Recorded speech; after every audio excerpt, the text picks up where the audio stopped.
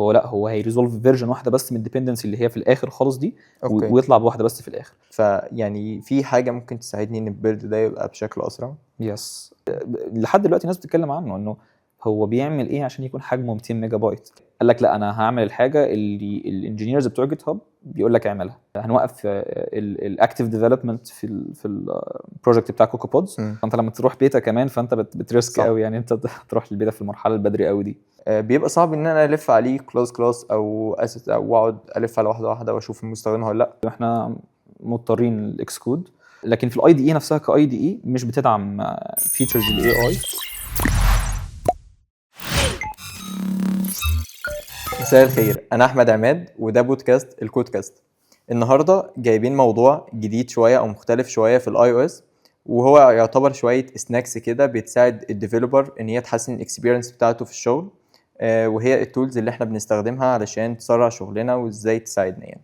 والنهارده اللي هيكلمنا عنها باشمهندس احمد ياسر. ازيك يا ياسر؟ ازيك يا احمد، عامل ايه؟ الحمد لله. ممكن تعرفنا بنفسك وتعرف الناس بيك؟ اكيد. انا احمد ياسر از شورت كات عشان اوكي. لخبطه. انا اي او اس سوفت وير انجينير في ياسير. حاليا في دومين الفاينانشال سيرفيسز. فلوس ورايحه، انت فاهم بقى. ايوه. فانا بحب التولز جدا، يعني انا التولز بالنسبه لي من وانا صغير وانا بحب التولز. يعني بحب، يعني اول لما كان عندي كمبيوتر، فانا من وانا صغير 9 سنين مثلا، فاجيب كذا براوزر احطهم جنب بعض اشوف ايه الفرق، ايه اليو اي الاحسن، ايه لما ادوس انتر يكون اسرع في هو يلود البيج وكده. حتى الفيزيكال تولز بحبها، يعني احب اجمع فيزيكال تولز عندي مفك معين بشكل معين، حاجه معينه. فلما اشتغلت بقيت سوفت وير انجينير، فبقيت يعني شغفي ده اتنقل للسوفت وير، فبقيت بدور في التولز اللي جوه الديفلوبمنت نفسها، يعني الحاجات اللي جوه الكودينج بروسيس نفسها، وعلى الماك او اس ليفل بقى، يعني الماك ديفايس انا بكود بيها ايه التولز اللي هتساعدني حتى. بس ده باختصار يعني. اوكي زي الفل. طيب لو احنا هنتكلم عن التولز فتعالى نروح للبيزك منه خالص. اوكي. وهو الاكس كود اللي احنا كده كده لازم بنستخدمه عشان نبيلد الاي او اس اب او الايباد او الماك او اس اب ايا كان. فاي حاجه تبقى ابل بنضطر ان احنا نستخدم فيها الاكس كود. مظبوط. فانا برضو حابك ان انت تشوف لو انت استخدمت اي اي ديز تانية فممكن تقارن بينها وبين الاكس كود. تمام. ايه المميزات والعيوب اللي انت شايفها في الاكس كود يعني؟ اوكي. اكس كود هو احنا مضطرين ليه، يعني احنا مش زي مثلا زي بتوع الباك اند او زي بتوع فلاتر مثلا، رياكت نيتيف يقدر يروح في اس كود، يقدر يروح اندرويد ستوديو. احنا مضطرين الاكس كود. في حاليا ابل بتبوش على ان هم يكون عندهم official support للفي اس كود، بس لسويفت لانجوج نفسها، مش للاي او اس ديفلوبمنت.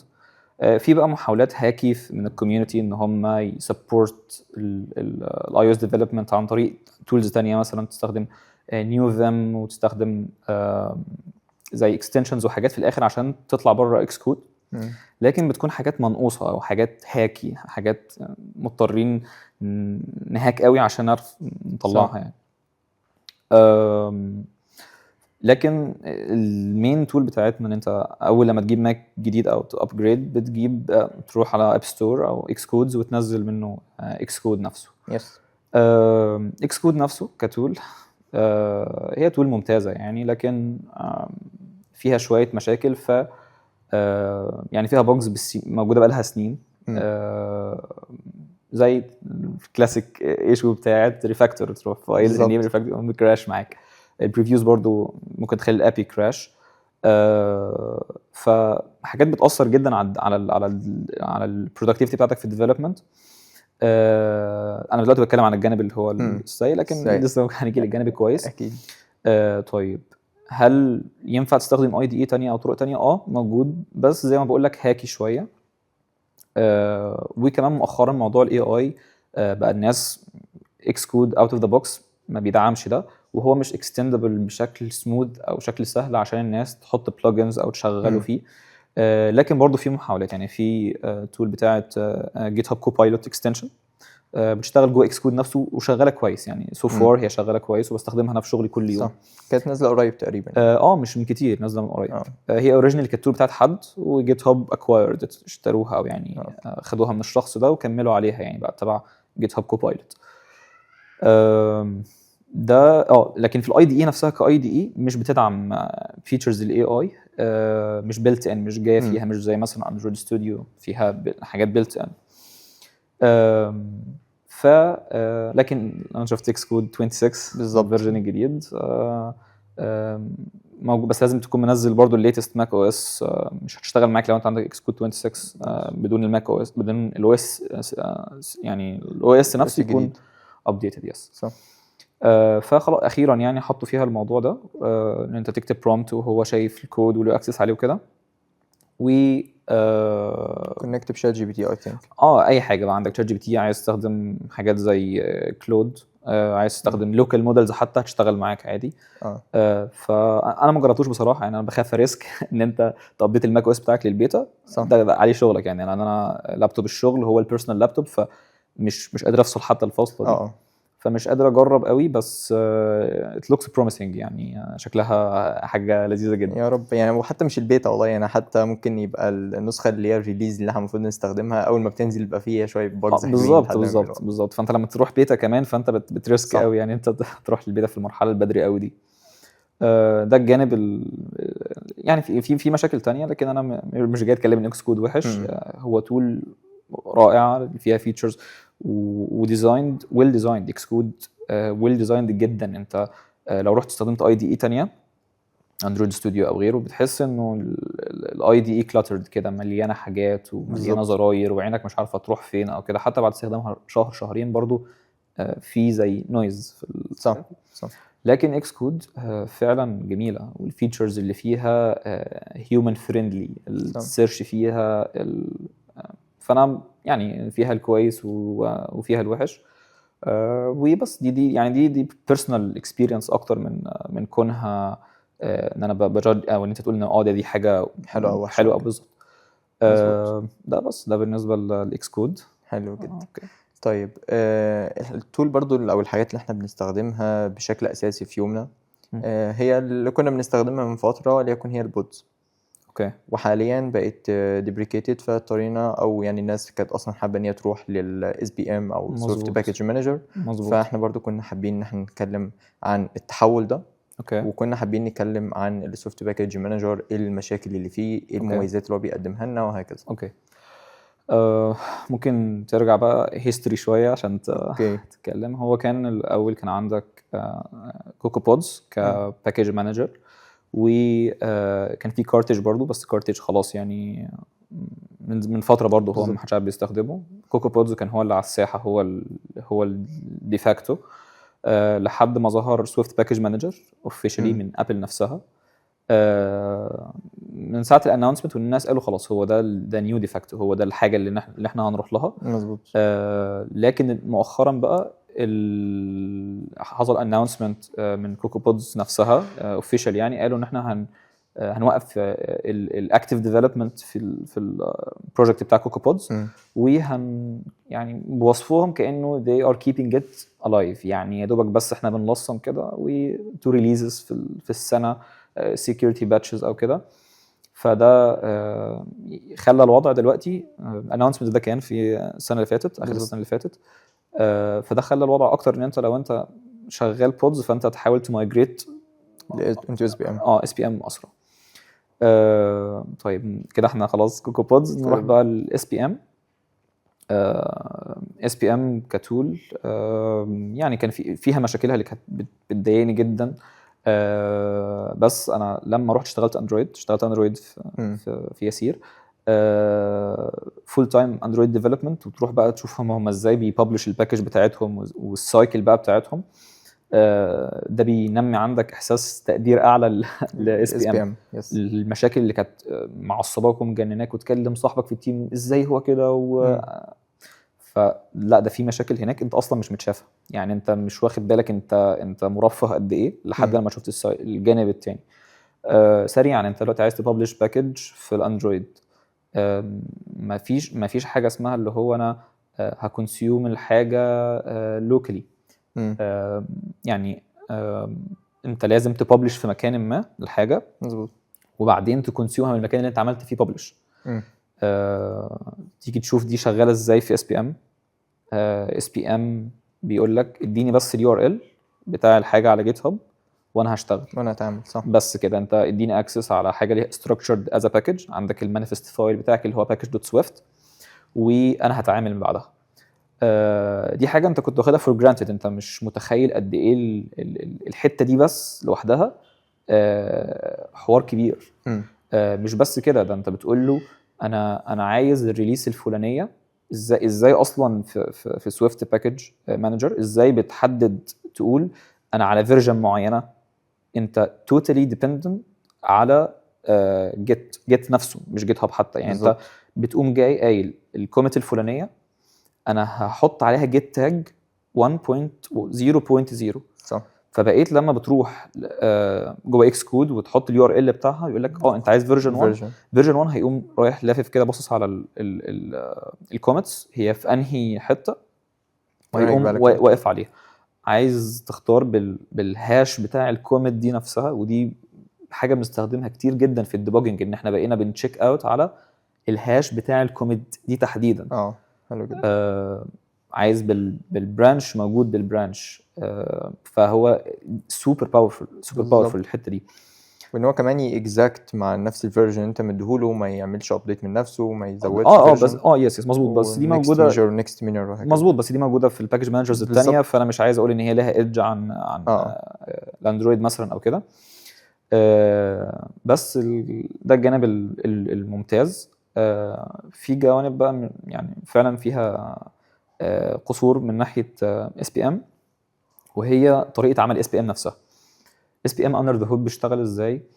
انت عندك ريبوزيتوري زي ما قلنا فيها السورس كود بتاعك وفيها الباكج دوت سويفت. فهو لما بتدي له اليو ار ال، لما تبص الاكس كود تقول فايل ات باكج تدي له اليو ار ال، هو بيعمل ايه اندر ذا هود؟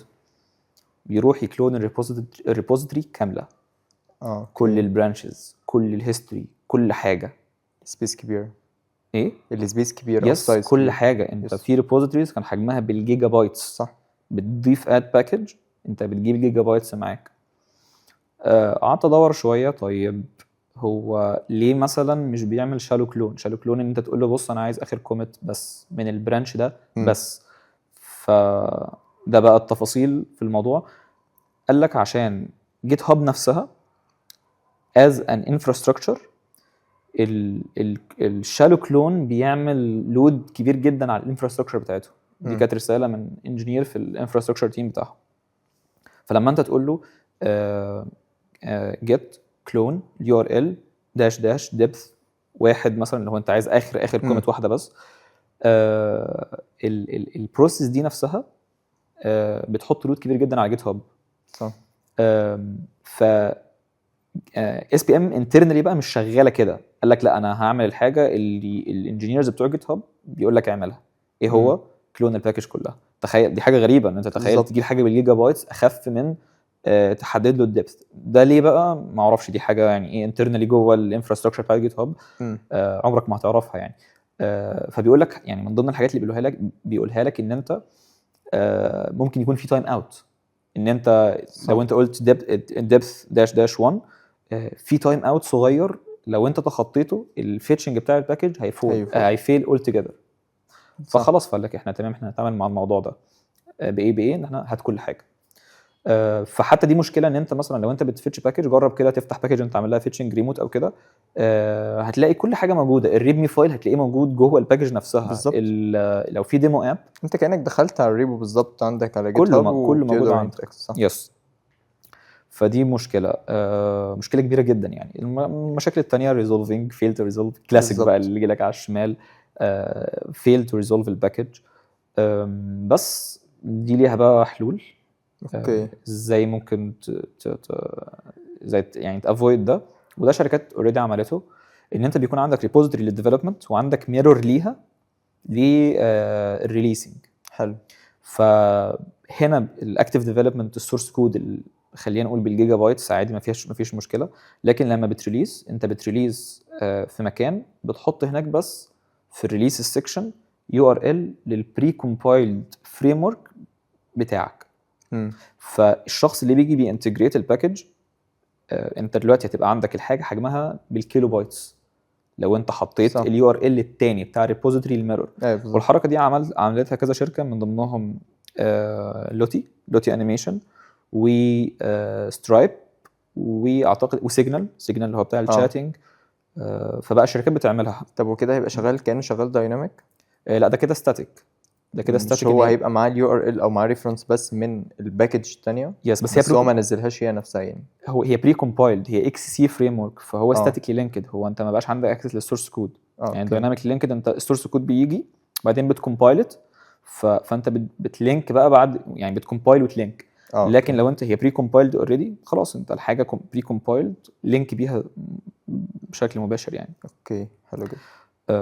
كده كده اصلا الشركات الكلوزد سورس، يعني لو شركه بتعمل اس دي كي وبتديستريبيوت اس بي ام كده كده بيعملوا الموضوع ده. يعني كده كده غصب عنهم، ما هو مش هيقدر يطلع لك السورس كود بره بالظبط. فهم بيعملوا ريبو موازيه ويريليس فيها البري كومبايلد فريم ورك عشان تكون بري كومبايلد، تكون اكسكيوتابل، حاجه متشفره مالكش اكسس على السورس كود بتاعها. فاهم. لكن كمان الشركات الحاجات الاوبن سورس زي ما بقول لك لوتي مثلا برضو عمل موضوع الميرور ده عشان يسهل على الناس. يعني ممكن حتى جوه الشركه نفسها الشركه تعمل ميرور للشركه نفسها. يعني انا دلوقتي مثلا انا في تيم الفاينانشال سيرفيسز، فانا هاكسبوز نفسي لبقيه التيمز اللي بيستخدموني كبري كومبايلد. اوكي. فده حاجه ناس برضو بتعملها. بس ده بخصوص اس بي ام وكوكو بودز. اوكي طيب كان في برضو مشكله لو انت ممكن تبقى عارف حل ليها او عندك فكره عنها، وهي كانت بتقابلنا. مثلا انا استخدمت سيرفيس معين او يعني اس بي ام معينه نسميها اكس. وانت برضو بستخدم السيرفيس بتاعتك نسميها واي. وانت في نفس الوقت يعني انا بستخدم اكس وواي وانت بتستخدم اكس برضه. الباكج بتاعت اكس دي مفهوم. فانا كاب مثلا بستخدم الاس بي ام بتاعتك وبستخدم اكس وانت بتستخدم اكس، فبيحصل كونفليكت دلوقتي. مظبوط تمام. فلو عندك حل ليها مظبوط. دي يعني التكنيكال تيرم او التكنيكال نيم بتاعها اسمها ترانزيانت ديبندنسي، اللي هي ديبندنسي لديبندنسي ثانيه. بالظبط. فخلينا نقول حاجه مشهوره جدا كل الناس بتستخدمها فاير بيز مثلا. فانت قول انا في الاب في الاي او اس اب بستخدم فاير بيز وانت جوه الاس دي كي بتستخدم فاير بيز. الباكج مانجرز بتشتغل ازاي؟ ما يقدرش يريزولف كذا فيرجن من الباكجز، هي ده طريقه عمل الباكج مانجرز. احنا دلوقتي بنستخدم باكج اسمها اكس، او انا اكس وانت واي، وبنستخدم باكج اسمها زي. خلينا نسمي اسماء عشان تبقى يعني اسهل بالنسبه اللي يسمعنا يعني. انا اي او اس اب بستخدم فاير بيز. انت برضو اي اس بي ام تانية بتستخدم فاير بيز. فانا جيت استخدمكم انتوا الاثنين عندي فقال لي ظهر لك مشكله وفي كونفليكت. مظبوط تمام. فانت دلوقتي الديبندنسيز عامه هي بتبقى حاجه اسمها ديبندنسي جراف، شجره بترسم فيها العلاقه ما بين الاي بيديبند على ايه. طيب عندك فوق الاب وعندك تحت الاس دي كي وعندك في اخر حاجه خالص الليف هي الفاير بيز. حلو. فاللي بيعملوا الباكج مانجرز بتعمله ان هي بتريزولف فيرجن واحده. يعني لو انت بتديبند على الاس دي كي اللي بتديبند عليها والاس دي كي اللي بتديبند عليها، هو هيريزولف فيرجن واحده بس من الديبندنسي اللي هي في الاخر خالص دي. ويطلع بواحده بس في الاخر.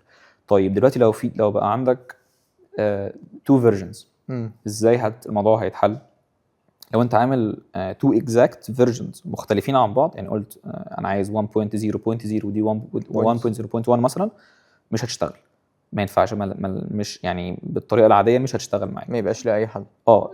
ليها بقى ورك اراوندز. يعني انت لازم بقى مثلا يكون في واحده فيهم up to next measure والثانيه up to next measure برضه، فهيادابتوا يحاولوا يوصلوا لحل في النص ويختاروا الفيرجن دي ويعملوها ريزولف. في حل ممكن تعمله وهو ان انت تكونسيوم في مكان اللي هو اللي انت بتملكه بقى، اللي انت ليك تحكم فيه، تروح تكونسيوم حاجه بري كومبايلد. فالباكج مانجر هو اصلا ما بقاش بيريزولف، هي اوريدي ريزولفد، هي اكسكيوتابل، هي حاجه جاهزه على الاستخدام على طول. حلو. فدي حاجه ممكن تعملها عشان ورك اراوند، بس لان انت ايه لان هو ممكن يكون قفلها عليك وهو مش بيابديت من عنده فيقفلها عليك انت بالظبط. فما تعرفش تتحرك بدونه يعني. بس طيب احنا كده شفنا المشاكل والمميزات بتاعه الاس بي ام، بس بما ان البودز او الكوكو بودز بقت ديبريكيتد، فانا دلوقتي بقيت مضطر ان انا عايز استخدم او اطلع اس بي ام. فاحنا ممكن نتكلم بس من جهتين الاول. اول حاجه انا ككونسيومر انا عايز استخدم السيرفيس بتاعتك، بس انت مش بتطلع لي غير بوت بس. وانا خلاص الابلكيشن بتاعي دلوقتي قررت ان انا مش هستخدم بوت تاني، نمر كوكو بود وكله هيبقى اس بي ام. فاقدر اعمل ايه لو انت يعني في حاجه بتحل المشكله دي؟ هو اصلا في البود يعني البودز في الاخر ما هي الا رابر حوالين اكس سي فريم ورك او حاجه اكسكيوتابل او حاجه مكتبه يعني. فهو رابر حواليها، فانت بس هتغير القشره اللي بره، هتقوم شايل القشره اللي بره بتاعه الكوكو بودز وحاطط قشره تانية اللي هي بتاعه اس بي ام. فانت هتروح تطلع المكتبه اللي هي الاكس سي فريم ورك، تحاول تطلعها وتاخدها وتحطها في ريبوزيتوري خليها بتاعتك انت اللي بتاونت، والرابر ده هيكون هو اس بي ام، وكونسيوم براحتك بقى يعني كونسيوم بقى الحاجه بطريقه اس بي ام العاديه، اد فايل اد باكج، وتختار الباكج بتاعتك باليو ار ال وهشتغل معاك عادي. بالظبط. وكده استخدم الباكج از اس بي ام عادي، وما عادش محتاج ان انا اعمل الامبورت او اضيف الكوكو بود اللي موجود. بالظبط. امسح الجيم فايل بقى، الجيم فايل بكل حاجه، كل حاجه الحمد لله. فايل كله. وكده برضو بالنسبه للشركات، لو شركه مثلا حابه ان هي تطلع اس بي ام بشكل سريع او كده، ممكن تعمل نفس الكلام، تعمل الرابر ده وتبدا تطلع مظبوط الاس بي ام. مظبوط. حلو جدا. طيب نخش في تولز تانية مثلا، وليكن انا عايز استخدم تول تساعدني في التستنج. لايك مثلا اليو اي تيستنج. انا ممكن ببقى عايز حاجه تسرع لي التستنج، عايز اتاكد ان هو فعلا الحاجه دي بتفيت مع الديزاين بتاعي او كده يعني. تمام. لو انت شفت هو الهرم بتاع التستنج ده اللي هو انت متقسم كذا 3 طبقات، وكل واحده فيهم بتكون اكسبنسيف قد ايه وبتاخد وقت قد ايه وريسورسز قد ايه. فهم بالترتيب اقل حاجه فيهم خالص ككونسيومينج الوقت والريسورسز هو اليونت تيست. اليونت تيست فكرته ان هو سريع كده، تخلص اليونت تيست حاجه سبيسيفيك محدده سريعه جدا. بعد كده يجي اليو اي تيست، بعدين يجي الانتجريشن تيست. فكانت مشكله اليو اي تيست انه فعلا بياخد وقت، وحتى في كتابته تيديوس شويه. انت السكرين الفلانيه روح لدي وهيظهر عندك زرار لونه احمر. فجت السناب شات تيستنج قال لك انا هديك الجود اوف يعني حلاوه ده وحلاوه ده مع نفس الوقت. انت تست اليو اي وبشكل سريع جدا، بالظبط سرعه اليونت تيست اولموست يعني. فسريعا عشان الناس يكون في كونتكست يعني، السناب شوت تيستنج انت دلوقتي بتديفلوب الحاجه سكرين مثلا، بتعمل ديزاين معين. بعد لما خلصت انت بصيت عليها، خدت الاوكي من تيم الكيو اي مثلا، حلو، فاحنا هنجنريت ليها ريفرنس. الريفرنس ده سكرين شوت من الستيت بتاعه الابلكيشن في النقطه دي، حلو، وبتخزنها عندك في الريبوزيتوري نفسها. الريفرنس ده بيتخزن كل مره انت بتيجي ترن التستات يعني السناب شوت تيستس يعني، بيروح ياخد سناب شوت تيست جديده من الستيت الحاليه. يعني مثلا انت هتغير ليبل معين، تغير فيه حاجه، فبيروح يجنريت سناب شوت تيست جديده بالليبل الجديد اللي انت عدلته، ويقارنها بايه؟ بالريفرنس اللي انت عملته في الاول. حلو جدا. ويماتش بيكسل باي بيكسل، يعني يقول لك البيكسل ده زي البيكسل ده، البيكسل ده زي البيكسل ده. وطبعا تقدر تقول له مثلا توليرنس، يعني يخليك يمشيها يعني ايه نسبه 96%، مش لازم يكون ماتش 100% بين البيكسلات دي، حاجه انت بتظبطها يعني. صح. ولو بيماتشوا بعض بيباس، لو مش بيماتشوا بعض بيفيل زي اليونت تيست عادي. اوكي. طيب السناب شوت اللي هو بياخدها وكده، دي بتبقى لوكال على الجهاز ولا بترفعها على ريبو؟ يس، دي بتكون يعني عادي، بتكون جوه الريبوزيتوري نفسها تراكد بجيت عادي، وبعمل لها ابلود على جيت هاب عادي. طيب هي بس ده ممكن يسبب مشكله في السايز بتاع الريبو دلوقتي على جيت هاب على جيت هاب، او يعني على جيت عامه بقى كبير بسبب السناب شوتس كتير اللي بقت موجوده. مظبوط. فممكن تحل الموضوع ده ازاي؟ جيت اصلا اللي هو البريميتيف جيت اللي احنا بنستخدمه كلنا، هو مش ديزايند ان هو يرفع كوميتس لحاجات كبيره كسايزز كبيره، تتكلم الجيجا بايتس او كده. في اصلا ليميت للكوميتس الواحده تعمل لها بوش. لو انا افتكر تقريبا 100 ميجا، مش متذكر الرقم، بس هو في ليميت، رقم مش كبير يعني. أيوة. فهو جيت اصلا مش ديزايند ان هو يهندل ده. فلما انت ترفع سناب شوت تيست، خلينا يعني تتخيل بس حجم السناب شوتس هيكون عامل ازاي. دلوقتي انت عندك في السكرين الواحده كذا ستيت، والكذا ستيت دي في كومباينيشنز ما بين الستيتس وبعضها. يعني مثلا تقول ده في ايرور في التكست فيلد مع مش عارف ايه تاني تحتيه، حلو، في مفيش ايرور في اللي فوق بس في ايرور في اللي تحت، فبيطلع عندك في الاخر كومباينيشنز ممكن تكون hundreds of سناب شوت تيست، سناب شوتس ريفرنسز، بالظبط. مئات الصور. وده رقم عادي جدا في شركات، لو انت الابلكيشن كبير شويه ممكن تكون بالالاف. الالاف دي بتقاس بالجيجا بايتس، الصور دي هتروح بالجيجا بايتس. فلما توديها على جيت، الريبوزيتوري بتاعتك حجمها بقى بالجيجا بايتس. حلو، سوبر انفيشنت. وبرضه ستيل هم حاطين ليميت للريبوت، يعني جيت هاب حاطين ليميت للريبوزيتوري سايز نفسها بالظبط. والبوش بتاعك نفسه، البوش بتاعك نفسه كده كده له ليميت، والريبوزيتوري نفسها ليها ليميت. حلو. ونكونكت ده بقى بموضوع اس بي ام، واللي بيكونسيومك بيجيب كل ده معاه. مظبوط. يعني لو انت باكج او اس دي كي، كل يوزر هيستخدمك هينزل كل ده عنده. يس كل حاجه يس صح. فالموضوع ده ليه حل، وهو جيت ال اف اس. جيت ال اف اس اختصار لارج فايل سيستم. دي تول مكتوبه بجو. التول دي ديزايند عشان تحل الحته دي تحديدا. للاسف هي مش بتشتغل مع اس بي ام، يعني ده حاجه ايش مشهوره في سويفت فورمز. لو فتحتها يقول لك هي مش بتشتغل مع اس بي ام، لكن لو انت عندك اب هتشتغل معاك عادي. اوكي. باختصار ايه اللي بتعمله جيت ال اف اس؟ انت الريبوزيتوري نفسها مش بيكون فيها الاكتوال فايلز، بيكون فيها ريفرنس للاكتوال فايلز. يعني خلينا عشان بس تقدر تتخيلها سترينج بيقول ان في ملف اسمه x.psd.png. فالملفات دي الاكتوال فايلز بقى نفسها بتترفع على اي ستورج انت عايزها. اوكي. في سولوشن من جيت هاب اسمه جيت هاب ستورج، وده بيشتغل معاك اوت اوف ذا بوكس. وانس ان انت سبورتد جيت ال اف اس في البروجكت بتاعك انيبلد ات، بتشتغل اوت اوف ذا بوكس. انت بياخدوا الصور دي ومرفعها على جيت هاب ستورج، وتقريبا الليميت بتاعها للفري بلان تقريبا جيجا بايت. اوكي. مش عايزه مش عاجبك ممكن تروح S3 باكيت، ممكن تروح كاستم داتابيس خاصه بيك انت اللي انت عايزه. حلو. تحط عليه الاسيتس نفسها، وزي ما بقول لك الريبو نفسها فيها الصور. هتقولي طب لو انا عايز بقى الصور دي ارن التستات هعمل ايه؟ تروح تكلم الداتابيس دي وتجيب الصور منها، سواء انت في اللوكال ديفلوبمنت او مثلا السي اي، فبيروح يفتشها من هناك اون ديماند. وقت ما تعوزها هتهالي، لكن هي مش في الريبوزيتوري كده، بس في ريفرنس ليها في الريبوزيتوري. بالظبط، في ريفرنس الريبوزيتوري وقت ما تعوز. يعني بالظبط هو كأنه ريبوزيتوري. يعني خلينا نمثله مش كده بالظبط، بس كأنك انت بترفعه URL للصور دي بالزبط. من على الاكسترنال ستورج اللي موجوده، ايا كانت هي جيت هاب ستورج او ستورج بتاعتك انت، ولما بتحتاجها بتبدا ان انت تنادلها، سواء وقت التستنج بتاعك، وقت ما انت تبقى على سي اي او ايا كان. مظبوط. حلو جدا. فده احنا كده وفرنا تقريبا مساحه ان الريبو ما يبقاش كبير، حجمه كبير. بالظبط. طيب نفس الكلام الكود عندنا ممكن بيبقى كبير ساعات. يعني ممكن في اوقات انا في كلاسز، في اسيتس، في حاجات بتبقى موجوده في الكود بتاعي، وانا خلاص يعني انا ما بقتش محتاج ان انا استخدمها تاني يعني. فازاي اقدر ان انا اديكت ده؟ لان برضو يعني لو المشروع كبير او بروجكت كبير، بيبقى صعب ان انا الف عليه كلاس او اسيت، او اقعد الف على واحده واشوف المستخدم ولا لا. وقت كبير، مجهود كبير، فاكيد في حاجه بتوفر الموضوع ده.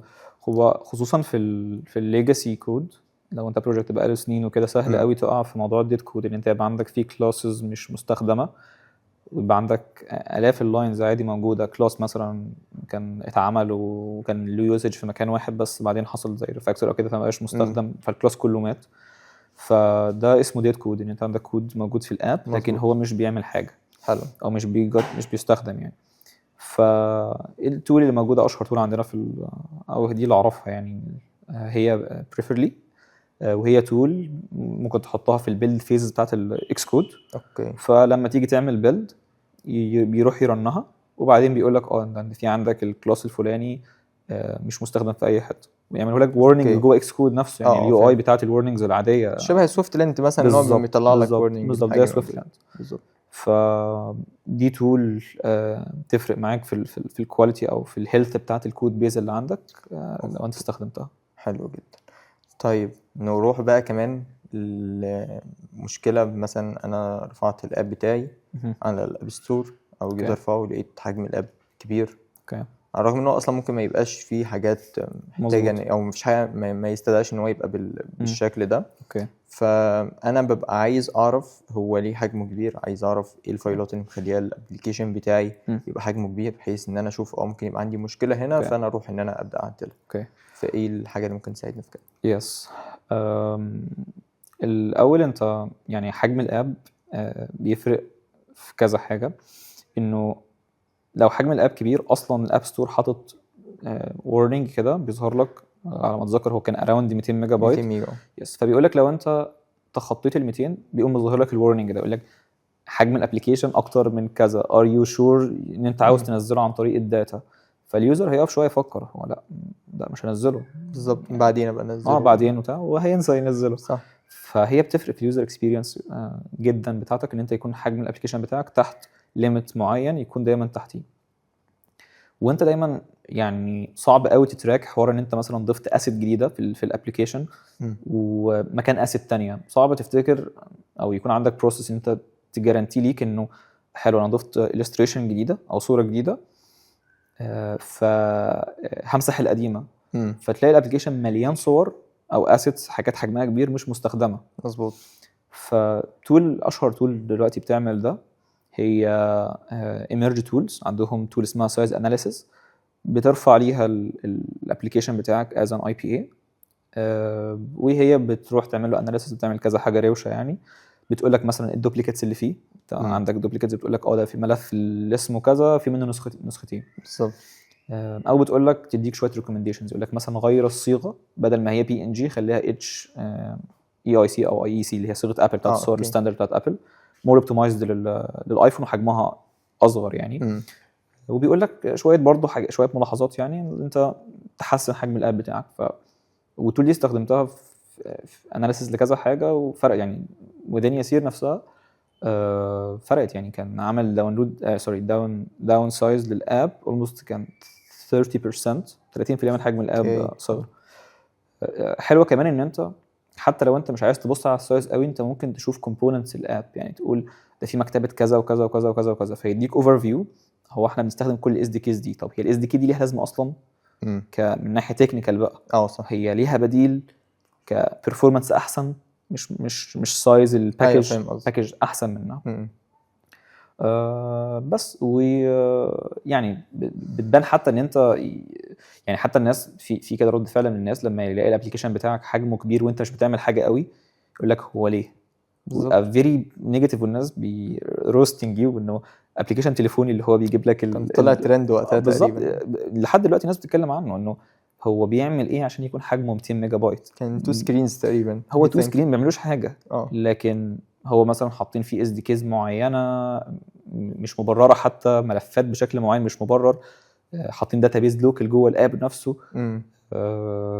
فبس فبتدي ممكن تدي باد امبريشن على الابلكيشن بتاعك لو انت ما اخدتش بالك من الحته دي. حلو جدا. طيب مع السكريبتس اللي احنا بنبقى نضيفها علشان هي تساعدنا في الشغل الحاجات دي كلها، ومع الباكجز اللي بتبقى موجوده بيبقى عندنا بيلد تايم وقتها يعني بيبقى كبير، بياخد لنا وقت، وانا ببقى عايز اوفر اكبر قدر ممكن من الوقت علشان ده يساعدني ان اشتغل اكتر، يبقى في بطلع شغل اكتر وبشكل احسن. مظبوط. وما يبقاش حاجه روتينيه مش بستفاد منها حاجه وبفضل قاعد مستني مثلا الابلكيشن تروح تعمل قهوه، تروح تعمل شاي. بالظبط يعني مستني الابلكيشن يبلد. فيعني في حاجه ممكن تساعدني ان البيلد ده يبقى بشكل اسرع. يس. في اكيد شفت الWWDC بتاع ابل من كام يوم، ففي الريليز نوتس بتاعت اكس كود 26 بروميس من ابل بيقول لك انه احنا نبدا او احنا حاطين فيتشر بتاعت ان احنا نكاش. ايوه بالظبط. فلما تيجي تعمل كلين بيلد او تيجي تعمل ريبيلد، لو انت تغير حاجه في الكود وتروح تعمل بيلد تاني، هو البروميس ان هو تكون اسرع بكتير. الفيتشر دي لسه مش عارف اي ثينك 20% او 40%، مش فاكر الرقم بالظبط، ان هي بقت اسرع بنسبه كذا يعني. هم كانوا كاتبين الرقم تقريبا. اوكي. بس الناس راحوا جربوا كده قالوا هم لسه ما حطوش الفيتشر. يعني هم قالوا هيحطوها في اكس كود 26، قالوا هيحطوها لسه ايه يعني، هي تقريبا هتكون سوفت لانش، هيدخلوها في النص كده ويشوفوا التاثير بتاعها فعلا او كده. لكن اللحظه دي البيتا 1 اللي طلع دلوقتي ده مش موجوده فيه. ده من ناحيه اكس كود نفسه. بره اكس كود في ناس راحوا هم قالوا خلاص احنا اكسكود مش هيعمل حاجه، احنا هنروح حلو. نبني سوليوشن احنا خاص بينا. من ضمن ده بازل وتويست. اوكي الكلام هيكون عن تويست اكتر. بالظبط. فتويست بتعمل لك كذا حاجه تسرع موضوع الديفلوبمنت او البيلدينج بتاع الاب، انه بتقدر تكاش الديبندنسيز كاكسكيوتابلز. اوكي يعني خلينا اقول مثلا انا دلوقتي ابلكيشن بستخدم فاير بيز وبستخدم اي ثيرد بارتي لايبرري، كده كده ماليش اكسس ان انا اعدل في الكود بتاعهم، انا بكونسيوم ذم ريد اونلي، صح؟ بالظبط. فهو بيقول لك تمام انا هلينك الحاجات دي ليك انت لو انت عايز، يعني لينكها ليك ستاتيكلي. اوكي فهتكون الحاجات دي كلها بري كومبايلد، فلما تيجي تفتح الاب ما عادش في حوار بقى ريزولفنج الباك، ما فيش ريزولفنج، هي بالظبط. اوريدي كاشد. فبتكتب تويست جنريت، الكوماند تويست جنريت، لو هو عنده في الكاش اوريدي تعالى لي بقى كل الكاش ده عندي، مش هريزولف حاجه. انت هتكتب بيلد، ولما تيجي تبيلد انت بتبيلد حاجه هي اغلبها بالظبط، انت اغلبها بيلدد كومبايلد، فبتبيلد بس اللي تشينج الصغنطوط بتاعك اللي في الحته المعينه دي، فبتكون سوبر فاست. يعني ممكن حاجه تقعد 60 ثانيه تقعد ثانيه واحده بس في تويست. حاجه كمان في تويست هي موضوع السيلكتيف تيستنج، دي فيتشر قويه جدا في تويست. بيقول لك انه انت دلوقتي الكود بيز عندك ماشيه ازاي. أوكي. انت عندك اب تارجت وعندك تيست تارجت، مين بيعتمد على مين؟ التيست بيعتمد على الاب. يعني مزبوط. انت محتاج تimporت الاب جوه التيست عشان تعرف تاكسس حاجات من الاب. حلو. فكل موديول لو انت مثلا شغال باكجز، كل موديول ليه التيست بتاعته. حلو.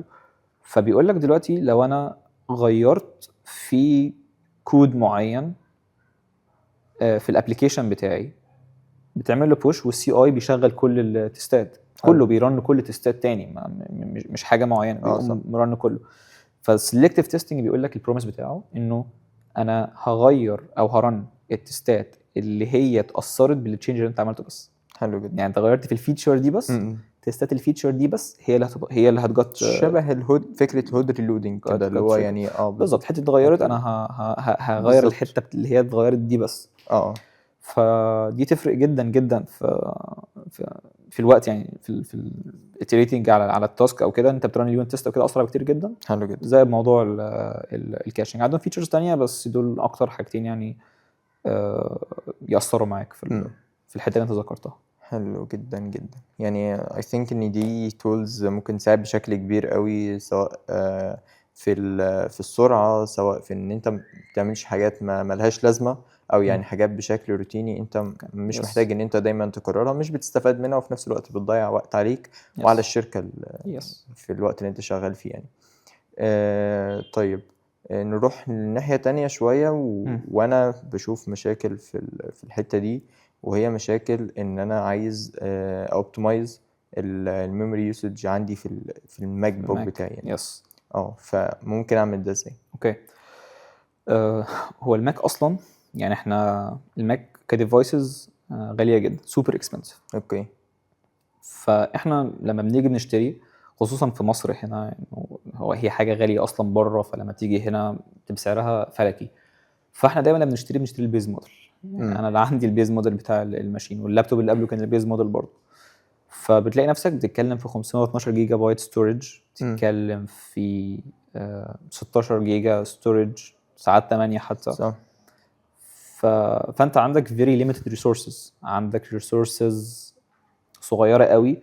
فلو انت ما كنتش حذر في تعاملك معاها، انت البرودكتيفيتي بتاعتك هتتاثر جدا.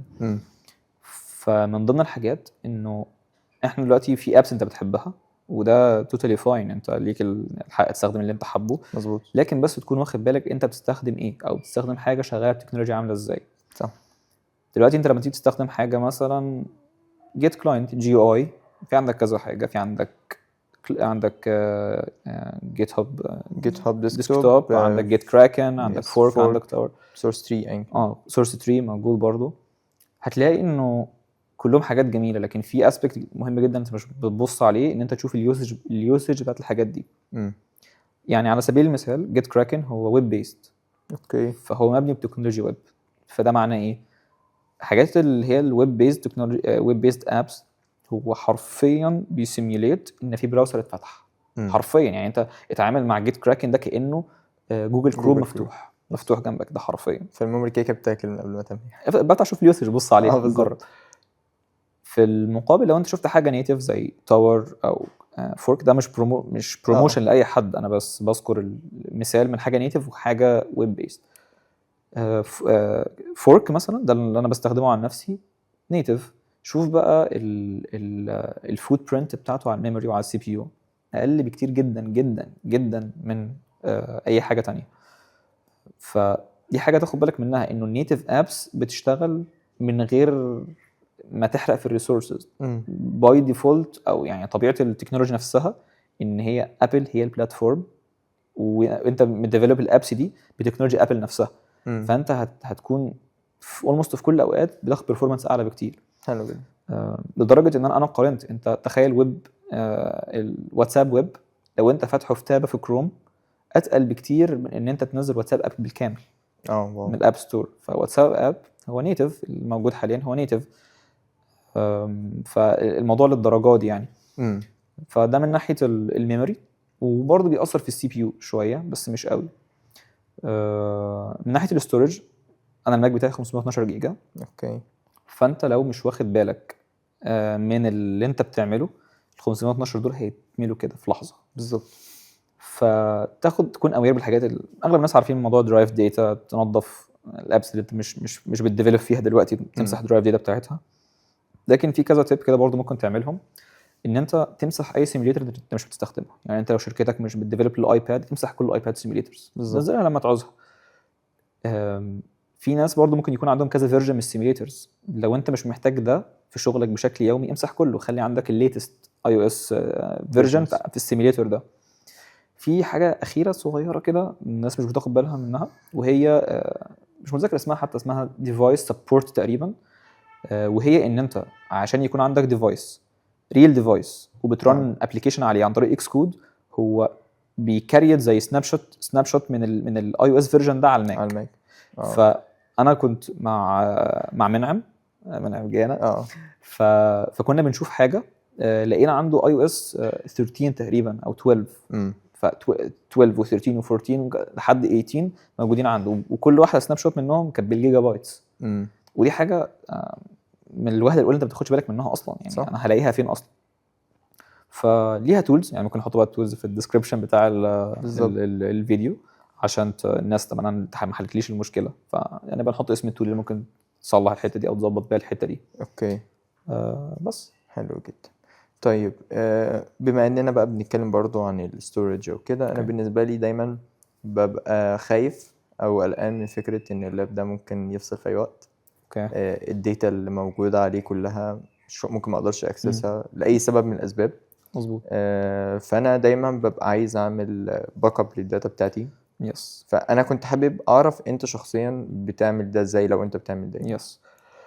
هو حوار الباك اب الناس مش مدياله حجمه الحقيقي، وبيزعلوا جدا لما بتقع الفاس في الراس زي ما بيقولوا. بالظبط. يعني حتى على مستوى الايفون نفسه الناس مش مهتمه بالباك اب، لكن لما موبايله يتسرق او كده فبقى الاقي حد يجي لي يقول لي هو ازاي ارجع الداتا، ما فيش حاجه ارجع بيها الداتا، شات واتساب مثلا مش موجود، طب انا ازاي ارجع شات واتساب؟ بالظبط. في كتير اصلا يقول لك يعني الحاجه اللي عليه اهم من التليفون نفسه او اهم. ده جمله كلاسيك، كلاسيك ان هو الحاجه عليه اهم من التليفون نفسه، ده كل الناس بتعملها، كل الناس بتقولها قصدي. بالظبط.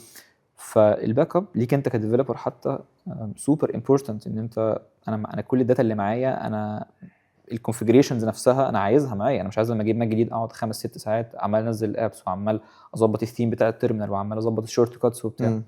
فانا بيرسونالي عندي روتين انه بستخدم ابل ريمايندرز تبعت لي نوتيفيكيشن كل اسبوعين تقول لي مسمين كده ماك باك اب. اوكي. فبيفكرني كل اسبوعين. وعندي هارد اكسترنال SSD، مش لازم SSD، ممكن تجيب اي هارد يعني، وتقوم موصله. بمجرد ما توصله الهارد بتختار انت عايز مثلا، طبعا انا بقسم بارتيشنز عشان ما ينفعش تعمل باك اب على هارد وفي داتا معاك، لازم الهارد ياخد كل الباك اب، يعني ما ينفعش حاجه ثانيه جنب الباك اب، لازم. فبتقسمهم بارتيشنز، فانت تقول مثلا عايز كام جيجا البارتيشن، ده والبارتيشن ده هياخد كام جيجا. البارتيشن ان انت ليترلي كانك عندك هاردين بس هو من بره حديده واحده لكن هو من جوه هاردين. فهتعمل 2 بارتيشنز على حسب بقى انت ايه اللي انت بتفضله، ايه مساحه الهارد. هتقسمها من الديسك يوتيليتي، يعني مش حاجه برضو صعبه. الديسك يوتيليتي ابلكيشن موجود على الماك، هتفتحه وتوصل الهارد بالماك بتاعك وتقسم تشوف انت عايز كام جيجا وكام جيجا. حتى اليو اي بتاعته سوبر انتويتيف، يعني هتسحب كده الدايره شبه علبه الجبنه النست وكده تقول انا تلتين كذا وتلت كذا. فاحنا خلاص عملنا بارتيشن للباك اب. بمجرد ما توصل الاس اس دي او الاكسترنال هارد بتاعك في الماك هيجي لك فوق كده ايكون تدوس عليها تقول له باك اب ناو. هيقعد شويه ويخلص، فبيبدا ياخد سناب شوتس من الماك بتاعك. فتقدر يعني في سكرول ويل كده حرفيا بتاخدها تنزلك ترجعك بالزمن. تايم ماشين ده الاسم. فيجيب لك الماك بتاعك يوم كذا ويوم كذا ويوم كذا ويوم كذا وبتتحرك. بمجرد ما بتتحرك كده بيقلب ستيت الماك، يعني الملفات اللي على الديسكتوب بتلاقيها اتغيرت لانه اليوم ده كان الملف ده مش موجود او الملف كان فيه ملفات زياده. ايوه صح. في باك اب استراتيجيز ثانيه موجوده، لكن ده حاجه نيتيف من ابل، الحاجه اللي بتشتغل كده يعني من غير طب هل انت اصلا بتقدر تحدد له ايه الحاجات اللي ممكن يعمل لها باك اب او لا؟ يعني حاجه ممكن اصلا مش محتاجين نعمل لها باك اب او كده تقدر تحدد ده؟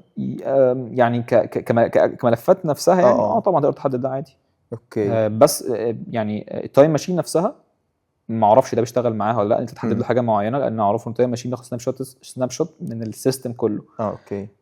لكن في باك ابس موجوده استراتيجيز تقدر تاخد لك من ملفات معينه في باثز معينه في حاجات معينه. اوكي حلو جدا. طيب انت كنت اتكلمت معايا في معلومه كده وكنت عرفتها منك، فكره كنا بنتكلم عن الشاشات الاكسترنال. فانت قلت لي ان في ناس كتير مش بتستفاد من يعني من الهيرتز او البرفورمانس بتاعت الشاشه اللي موجوده، ما بتاخدش الفول ريزوليوشن بتاعها. ايه السبب في ده؟ وممكن يعني نخلي بالنا ازاي من النقطه دي بحيث نحسن الاكسبيرينس دي او performance؟ مظبوط تمام. الماك او اس ودي حاجه تلاقيكم يعني غضب عارم يعني من الكوميونتي، انه الماك او اس كاوبريتنج سيستم مش بيدعم certain resolutions بشكل نيتف. ما بيدعمش 4K، ما بيدعمش 2K. يعني ايه ما بيدعموش؟ يعني عشان تقدر يشغل 2K بيقعد يعمل يعني حاجات، بيقوم عامل حاجه اسمها اب سكيلينج، بيقوم ضارب الريزولوشن في 2 ويقوم قسمه عشان يعرف يظهره بالريزولوشن يقدر هو يشغله. حلو. فالحركه دي الطلوع والنزول ده بيعمل مشاكل. يعني انت اصلا ممكن يكون عندك شاشه 4K وانت موصلها بالماك، لكن اللي عينك شايفاه مش ال 4K، عينك شايفه ريزولوشن 2K مثلا. اوكي. فبتضطر تستخدم تولز تانية ان انت تظبط لك الحته دي. يعني انا عندي واحد صاحبي كان عنده شاشه 2K وشاشته الاساسيه اللي عنده الشاشه دي عنده بقى لها فتره. وكنا بنتكلم كده في الموضوع، فتحناه يعني لان كنت انا بشتري شاشه جديده. لما فتحت الموضوع ده فبعت تول فهو جربها، فلقى الشاشه بتاعته ريزوليوشن ضرب في 2. فاللي هو شاشه تانية حرفيا. شاشه تانية، انت كنت بتستخدم شاشه 2K مثلا شغاله على فول اتش دي، وتخيل تكون عندك 4K مثلا وشغالها على اتش دي. صح. يعني اللي بيتفرج دلوقتي روح كده روح جرب نزل.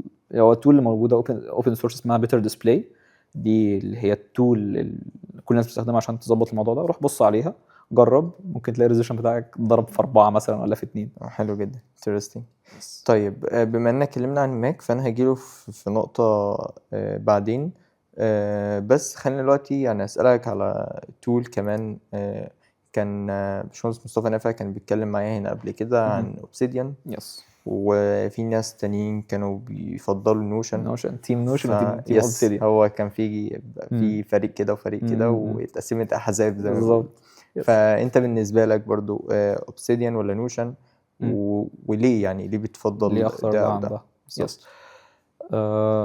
هو تمام. يعني نوشن طبعا سوفت وير رائع، يعني هو اللي كان الليدر في الحته بتاعته، انه انت بتستخدم ايه. هو ما كانش السؤال ده موجود قوي لحد فتره قريبه، كل الناس بتستخدم نوشن. لكن نوشن مؤخرا حوار الحرب في روسيا واوكرانيا، فبقت امريكا بتمنع الخدمات بتاعتها عن روسيا. فوقفوا مش عارف شبكه سويفت، وقفوا ابس ما بقتش بتوبريت اصلا في روسيا. اوكي. من ضمن الابس دي نوشن. Notion. فنوشن بعت التحذير قالوا بحلول كذا كذا كذا كل الاورجنايزيشنز اللي في روسيا الاكسس بتاعهم هيتشال من الداتا بتاعتهم او هتتمسح، كانت حاجه زي كده. اوكي. فانت تقعد تفكر بقى تقول هو ثانيه، هو طب دلوقتي انا عايز اسحب الداتا بتاعتي، هتسحبها وكل حاجه، ما حدش يقول لك مش عارف تسحبها، لكن هتسحبها ازاي؟ بصيغه ايه؟ سواء بي دي اف، دوك اكس اللي هي وورد يعني، ايا كانت الصيغه، فهي صيغه مش انتراكتيف، صيغه مش حاجه قوي، هو يعني ريبريزنتيشن للداتا، لكن هي الحاجه اللي كانت فاليبل قوي في الموضوع اتشالت منك. ليه؟ صح. لان نوشن هنا بقى المصطلح الفيندور لوكت. انت الملف نفسه ما فيش حاجه اسمها ملف بصيغه ستاندرد عند نوشن هم عندهم الصيغه بتاعتهم المقفوله اللي بيستخدموها عندهم. صح. فما تقدرش تعملها ريوز في اي مكان تاني لو انت حبيت ما فيش، هينزلك بصيغه بي دي اف بقى يرندر لك السطور دي مش الصيغه بتاعت نوشن. فاهم. هتروح على الناحيه الثانيه اوبسيديان بيشتغل. اوبسيديان برغم ان هو كلوزد سورس، يعني الاثنين كلوزد سورس، لكن اوبسيديان بيستخدم فورمات مارك داون. كل الناس عارفه مارك داون، كل الاي دي ايز اللي في الدنيا بتشتغل مارك داون. فكل النوتس اللي عندك وكل الحاجات اللي في الملفات بتاعتك هي محفوظه بالصيغه الاصليه بتاعتها. اوكي. الصيغه اللي هي مارك داون فورماتد، كل حاجه حاضره قدامك تقدر تعدل. يعني عايز تعدل حاجه بدل ما هي بولد تخليها ايتاليك بولد، عايز كل حاجه موجوده معاك، وانت بتقون الداتا بتاعتك موجوده فين؟ في اوبسيديان على الجهاز جوه باث معين على الجهاز. لو هو في الاخر اوبسيديان اصلا بيشتغل ازاي؟ بيشتغل على الليفل فايل سيستم. بتقول له الفولت الفلانيه اهي، حلو، الفولت دي اصلا ولا حاجه، هو فانسي ترمينولوجي عشان يقول لك فولدر. فالفولدر ده كل اللي جواه يعني immediately هيجات ريفلكتد في اليو اي بتاعت اوبسيديان.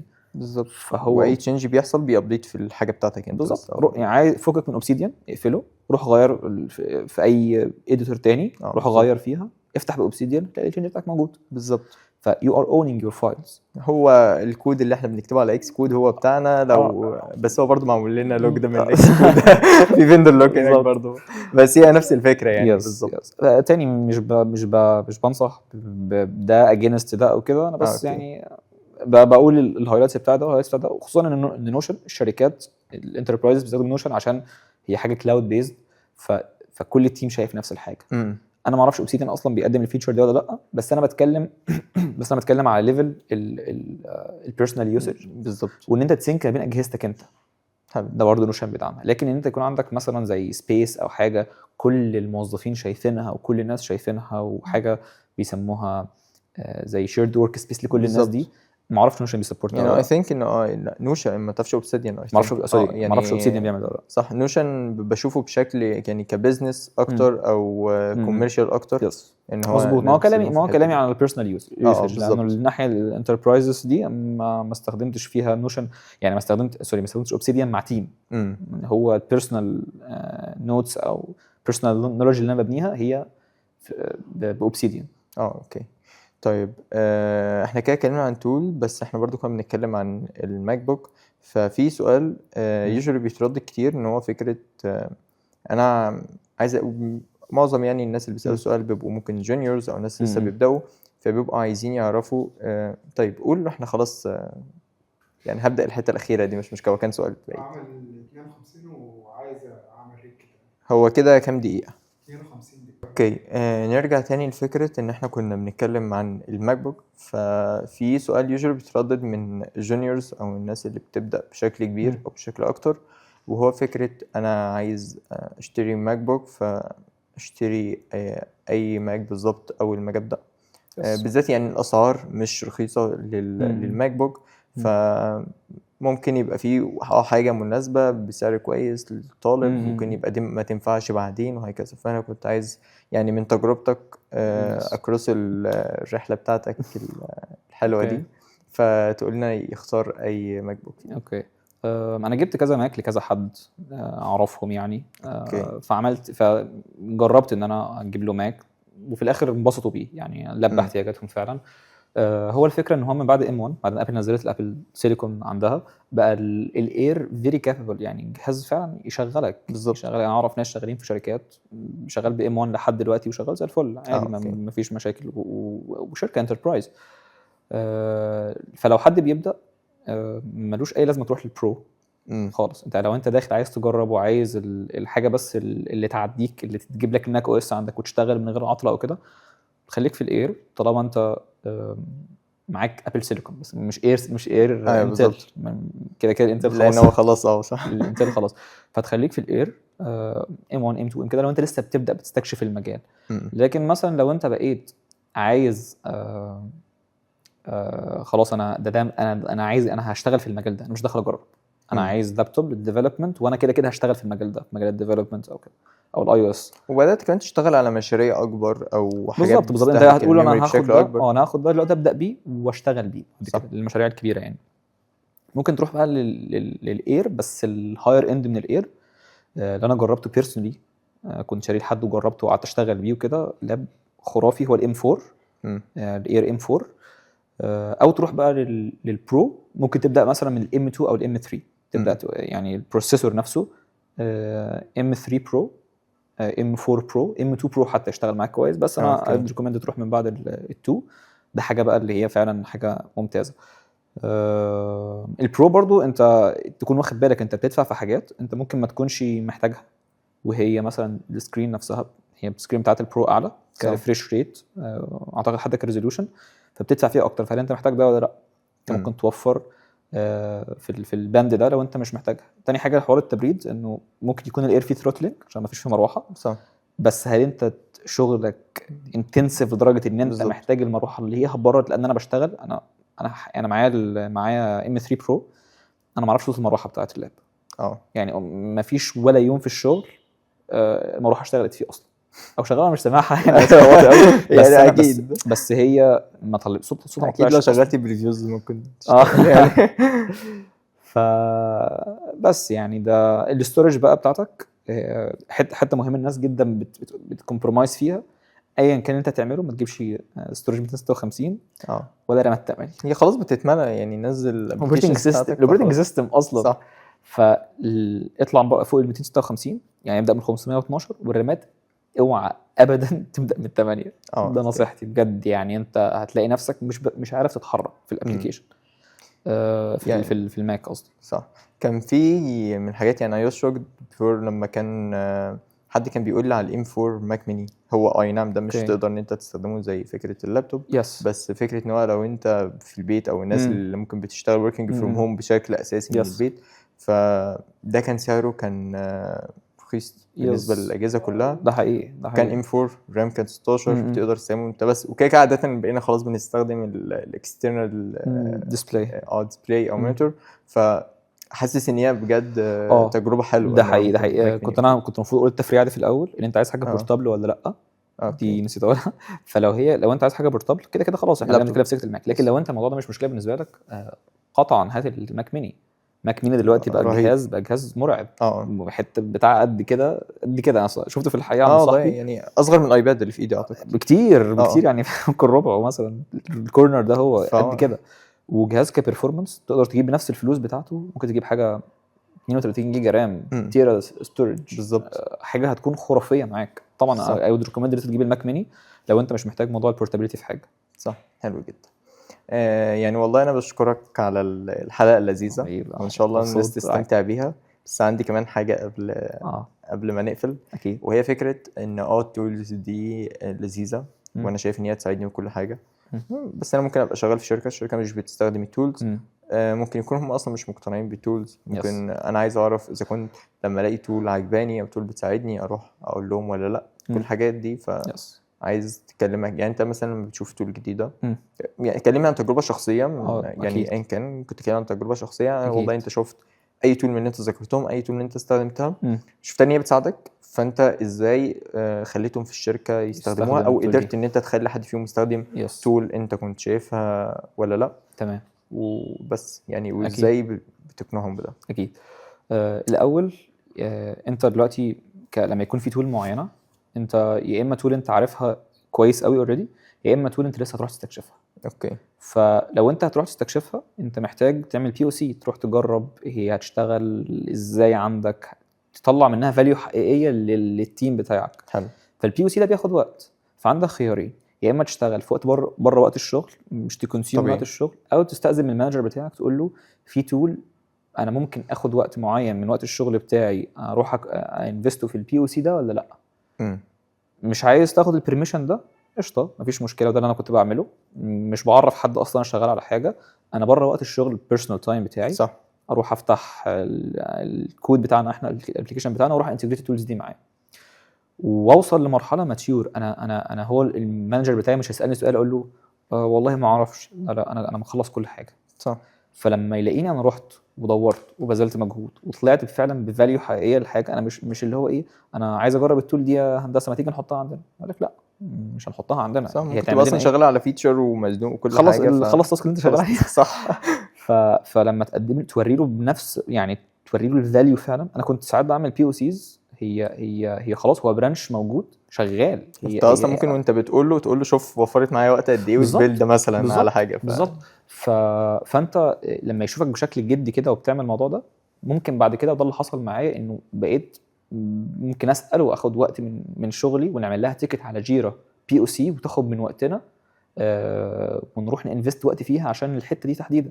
بقت حاجه عاديه موجوده عندنا في التيم بتاعنا كتير. انا اعمل بي او سي تيكت. يعني انت جربت بشكل شخصي الموضوع ده كذا مره؟ يس كتير في يسير. وتحاول يعني تكلمهم من ناحيه البيزنس كفلوس. يعني ما تقولش والله ده هيحسن اليوزر الديفلوبر اكسبيرينس. ماشي هتوفر وقت قد ايه اللي هو فلوس يعني في الاخر. بالظبط ما الوقت فلوس. بالظبط. هتقلل استهلاكنا للريسورسز قد ايه، السي اي بتاعنا هتسرعه فانت هتوفر وقت قد ايه، الوقت اللي هو فلوس في الاخر. حلو. وهو لما زي ما اقول لك لما يشوف حاجه منك زي كده خلصانه ومجهزها وكده اقول لك تمام احنا دلوقتي نقدر نجربها ندخلها نرجعها على المين مثلا عندنا ونشوف بقى بعد كده ايه اللي هيحصل. بس يعني توصل لمرحله يخليه يابروف. وطبعا هتاخد مع ده بقى ايه تقوم كاتبها في الملف بتاعك في الكونتريبيوشنز بتاعتك عشان البروموشن الجايه. بالظبط. لانه الحاجات الانيشيتيفز دي بتفرق جدا جدا عند المانجرز. بالظبط. انا كنت لسه اسالك اذا كان ده بيفرقت البوزيتيف ساين عليه كده ان هو ده جدا. انا في يسير اصلا اي جت بروموتد بعد 3 شهور من جويننج الشركه. الحمد لله بسبب حاجات زي كده. انا كنت بخلص التاسكات بتاعتي بروح اعمل حاجه ما حدش طلبها مني، انيشيتيفز ما حدش طلبها، تولز مثلا انا رحت استخدمت تول الفلانيه وعملت بيها كذا كذا كذا ودي الريزلت بتاعتها. بالظبط. بس عشان يعني في ناس ممكن تفهم نقطه حاجه ما حدش طلبها منك. اول حاجه هي بره وقت الشغل. تاني حاجه هي مش مسؤوليه حد تاني فانت رحت تدخلت فيها عشان يعني الموضوع ده برضو بيفرق في حته تانية. فانا فاهم قصدك. مظبوط. فكره ان انت بتفكر ازاي تساعدهم. بالظبط. وفي نفس الوقت ما تكونش بتضيع وقتهم لان اصلا ممكن ما تنفعش في الاخر. يعني انت ممكن تكون اكسايتد الحاجه دي وبعدين لما تيجي تجربها لا ما فادتنيش قوي. بالظبط. وما تنشفش دماغك فيها عشان انت ممكن تكون يعني ما تبقاش اللي هو منحاز للحاجه اللي انت دورت فيها. عادي لو هم رفضوا في الاخر تمام. مش لازم انا بذلت مجهود ودورت وبتاع فحاجتي انا اللي عملتها. حلو جدا. يعني تكون اهدى شويه. حلو جدا. فيدباك ليك زي الفل. طيب لو انت بقى شفت الحلقات اللي فاتت تعرف ان في اخر كل حلقه كده بنسال سؤالين. اوكي. انا عارف ان في سؤالين بس انا نسيتهم. والله. طيب اوكي. اول سؤال هو ان انت ممكن تشتغل ايه لو مش iOS developer. اوكي. I think يعني تعمل انمي. بشوف حاجات كتير. مش هتخمن خالص يعني. لو انا مش ما تقولش فلاح بس عشان يعني لا دي كليشيه قوي. بالظبط. كل واحد يشتغل فلاحين. اشتغل نجار. والله مش عارف ليه بس او في حد شبهك ممكن بيطلع على الفيسبوك يعني بيشتغل بشكل بروفيشنال جدا. قصدك عاصم كمال؟ صح. هو بيصنع عجل وترابيزات رهيبه. ايه السؤال الثاني؟ ده حلو. السؤال الثاني هو اول مرتب. مش هسأل عن اخر مرتب عشان اخر مرتب يعني تبقى حاجه كده. اول مرتب خدته من اي او اس عملت. اول مرتب من الاي او اس كان حوالي تقريبا 10,000 جنيه. كان امتى تقريبا الكلام ده؟ في 2000 كمرتب بكونتراكت وكده. كان ممكن 2022 21. قبل كده اشتغلت اي او اس فور فري ببلاش. ده ممكن ده يكون صفر بقى اللي هو اقل. اشتغلت عشان كنت عايز اتدرب. انترنشيب ولا فول تايم جوب؟ لا الاثنين فول تايم. والله الاثنين فول تايم. انستبوك كان يعني مش عايز تحسبها ولا لا فاهم فلوس بس يعني انا بتكلم على الحاجات الفول تايم. لان انستبوك كانت انترنشيب. اوكي. يعني انت اصلا اشتغلت فول تايم فور فري؟ والله كل يوم. كل يوم تطوعا مني كمان يعني. يعني حاجه هي بروجكت اصلا مش بروفيتبل حتى، فرحت اشتغلت فول تايم معاهم لمجرد بس ان انا اكتب حاجه في السي في، يعني عشان اول طلعه دي تبقى صعبه جدا. والله يعني انا بشوف ان لان ممكن بتشوف الحوار ده برضو مؤخرا ان في ناس بيستغلوا في ناس بيستغلوا كشركات، وفي ناس برضو كديفلوبرز، وحقهم يعني. انا مش بعمل اي حد اي حاجه ومش بجادج على اي حد، بس فكره ان هو يقول لك طب انا مش هشتغل اول شغلانه دي غير لما اقبض مثلا كذا، او هي السوق مثلا الرينج بتاعه 10000، الشغلانه دي ب7، فانا لا مش يعني مستني 10. فبشوف يا عم اتحرك بس اول نقطه دي وربنا هيسهلها بعدين وهتلاقي اكتر. هي حركه وحشه من الشركات ان هي تعمل unpaid internships، حركه وحشه قوي يعني. بس في نفس الوقت انت لما تكون بتبدا انت مش بتدور على الفلوس، مش بقول لحد اشتغل من غير فلوس يعني برضه عيب قوي يعني الشركه ما بتديش فلوس، وغالبا الشركه ما بتديش فلوس بتدي انطباع لحاجه ان هي شركه في مشكله، وعاده والله بتبقى environment سيئه كمان بالظبط في الغالب بتكون كده.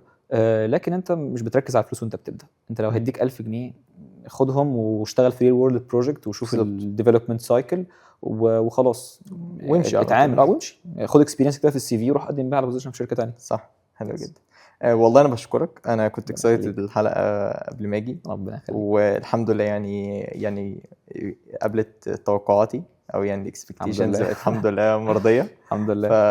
يعني شكرا ان انت كنت معانا، وان شاء الله نشوفك تاني بتولز جديده وبتكنولوجيز جديده، سواء يعني حاجات تكنيكال او سوفت سكيلز ان شاء الله. فانا متاكد ان انت عندك كتير رغم ان يعني سنك صغير ما شاء الله، وفي نفس الوقت يعني عدد السنين معقول، بس اللي هو باين ان انت اشتغلت على نفسك كتير في السنين دي. ربنا يكرمك. فيعني ربنا يزيدك من علمه ان شاء الله، ربنا يخليك يا رب، ودايما موفق في حياتك. ربنا يخليك حبيبي. ان شاء الله استنونا في الحلقات الجايه من بودكاست الكودكاست. مع السلامه.